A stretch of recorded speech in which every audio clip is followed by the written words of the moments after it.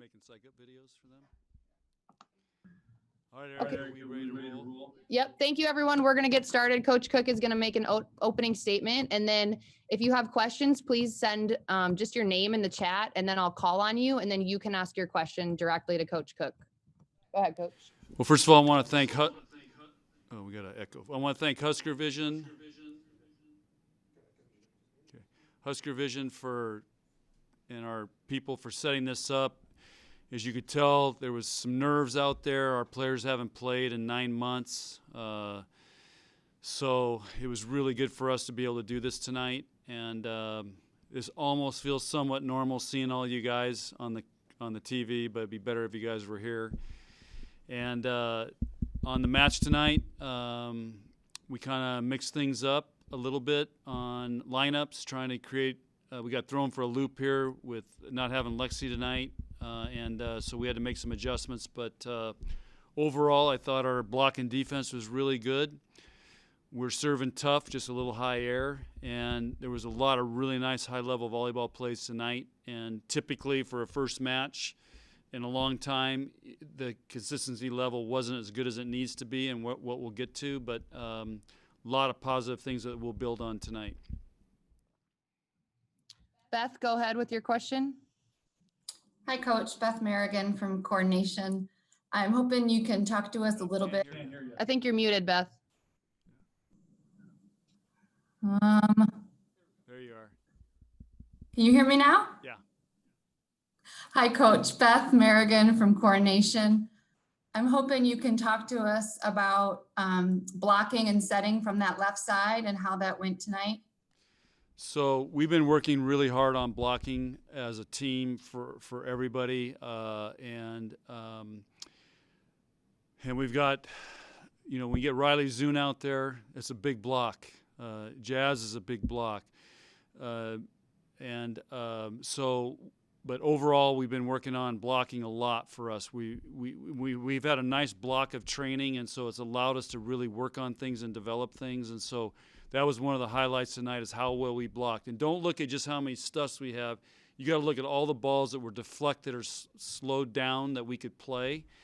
The one area that we didn't do a great job blocking was Kayla Caffey tonight lit up the middles, which was impressive. But overall, our blocking was a highlight for tonight. Lincoln, Arniel. Coach, what's Lexi's status, and when did you find out that she was going to be unavailable tonight? Lincoln, I can't hear you, Lincoln. Are you muted? It just takes time. All right, there I am. Coach, what is Lexi's status, and when did you find out that she was going to be unavailable tonight? She was in contact tracing and had a test, and we couldn't get the test results back in time. So. This is the world of COVID. I mean, they pull somebody out, test them, and we're at the mercy of whenever they get it back. We were hoping to have it back before the match. She feels fine, but, we have to follow these protocols, and this is the unfortunate thing, because we're not in antigen testing right now because we're not in season. So we have to do the old-fashioned or the PCR test, which can take right now 2 to 4 days. So it's just part of it. But she's been training. She's been training great, and I'm sure she is crushed not being able to play tonight because she had to sit at home for the last 2 days. Andrew Ward. Hey, Coach, can you hear me? Yeah. All right. Hey, you mentioned Lexi's leadership a little bit in the broadcast there. I know she didn't play tonight, but I know with Nicklin and Lauren as your kind of established captains, what kind of boost is she giving you as a leader? Lexi, I think now has become more comfortable with her role here and where she's at, as a Nebraska volleyball player. So it's allowed her now to she's got some great personal skills with people. She's a total people person. Relates really well with our team. She's made a major emphasis on trying to become a leader and speaking up and making suggestions, and so it's been really cool to see. And I think she's really invested in this team, really invested. And so that's, again, part of, once you become comfortable, now it allows you to have the energy and the time and the confidence to be able to do that. Jacob Padilla. Hey, Coach. Can you hear me? Yep. So you have some good options there at middle blocker next to Lauren. What has Kalynn shown you to get the opportunity to play with the red team tonight? And what does she bring that's maybe a little bit different than the others? She's doesn't act like a freshman. That's one thing. Two, she's very athletic. She's got a really fast arm. And she has picked up our system really quickly. But those middles are being juggled all the time. And I had no idea how Kalynn would do tonight. Freshman, first time out there.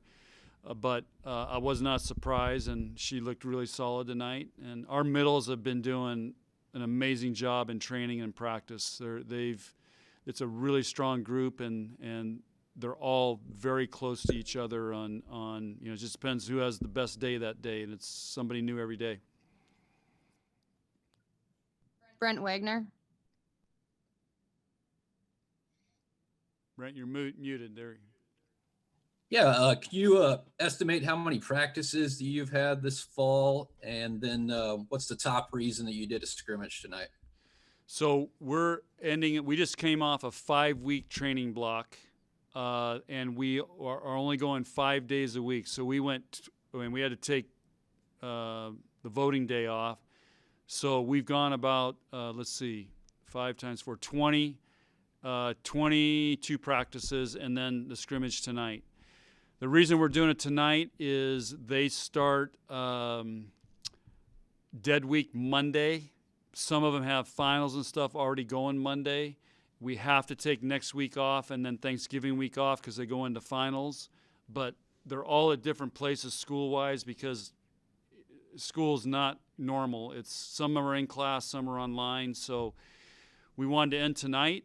And then they have the next week for studying and finals, and then they have to be back here the day after Thanksgiving. We got to quarantine them, and we start back training on December 1st. So we're giving them we have to take a break right now, and that's why we're ending now is because of school and finals. And then we'll come back and train the month of December. Adam Kruger.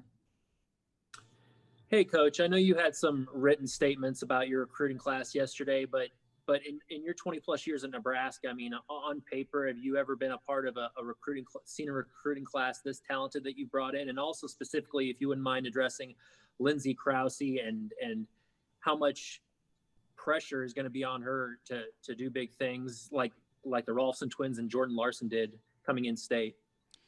Well, first of all, I think the Christina Hoteling, Danny Busboom, Danny Mancuso class was close to this group. This group has done more things volleyball-wise internationally, club, high school. I mean, these guys have had a lot of success. And Lindsay, winning 4 state championships, winning a world championships for first time ever for USA. I'm not worried about her feeling pressure here. I mean, the pressure she's already been under at Omaha Skutt and making that USA team and performing like they did in the World Championships. I mean, she's been through the fires, and but we all live with that expectation and pressure every day here because of what our goals are and what we're trying to accomplish. And I've already been talking to those guys about what they're going to have to deal with and giving them quotes and stuff that I shared in that press release. So they understand it. But these guys have all had success at the highest levels, and so I think they're well equipped to handle the expectations here at Nebraska volleyball. Austin Kingsley. Hey, Coach, you have a pretty open competition at the primary defensive specialist spot. So after tonight, how would you sort of assess where that spot is at between Haley and Kaylee and Emma and all the other people competing for that position right now. Yeah, Kenzie Knuckles is established herself as our libero, and then from there it's been a wide open, and we threw Kalynn on the red team tonight to see how she would handle that, and I thought here's how you tell how confident somebody is, how they serve. So she served really tough tonight. I was going to give you a coach's talk there, but she served really tough tonight. And so that just shows you how confident and comfortable she was over there. That's a testament to our team making her feel comfortable and for her blending in and be able to perform that way. But Haley and Emma have been doing great. Emma and Anni are probably our two most improved players, and I think Haley's playing the best volleyball of her career here. So that's been a very competitive spot as well. Andrew Ward, go ahead again. John, anywhere close to a schedule at this point for next year? Hey, does basketball have a schedule? They don't. So, maybe by January 1st. I mean, maybe. I don't know. I do know this. What we're committed to is no non-conference, 22 matches in the Big Ten, so over 11 weeks. There's no bye weeks or anything. You play the same team twice on a weekend. So we'll have 5 home weekends against a team and 5 away weekends against a team, and it'll be geographically based to save money and long trips. So we'll probably play, most of our teams will be from the West. We may have one East Coast trip and maybe one East Coast team coming here, and that's how that's going to be set up. But no, we do not have a schedule yet, and I just think they're waiting as long as they can to see what shakes out, and basketball is a good example. Lincoln, go ahead. Coach, how have the newcomers kind of worked themselves into the very veteran lineup, specifically Kayla coming in as an upperclassman? What have you seen during the past 5 weeks and how they've kind of ingrained into the chemistry of the team? Yeah, there's not a whole lot of positives to this COVID deal, but one positive is it's forced our team to be together because they can't hang out with anybody else really. So they've created their own bubble, and they have some other athletes that are in that bubble. So what it's done is it's brought them really close together. And I've heard Lauren Stivrins say this several times, how connected this team is, how much she loves this team. It's the closest team that she's been a part of here at Nebraska, and she's been on, some really great teams, national championship teams. So I think that tells you what COVID has kind of forced them to really connect and be close and build relationships. And so that's why you see those freshmen be able to go out there and perform pretty well. Okay, last question for Coach Cook from Brent. Go ahead, Brent. Yeah, when you look at that recruiting class just as a whole, what are the ways is that class unlike any other recruiting class you've ever had in your career? One, it's got we've recruited in that class everybody. There's somebody at every position. So setter, bro, middle, outside hitter. 2, they've all have excelled at very high levels. 3, they're all really good athletes. Many of them are multi-sport athletes, which we love. And so that's been really good.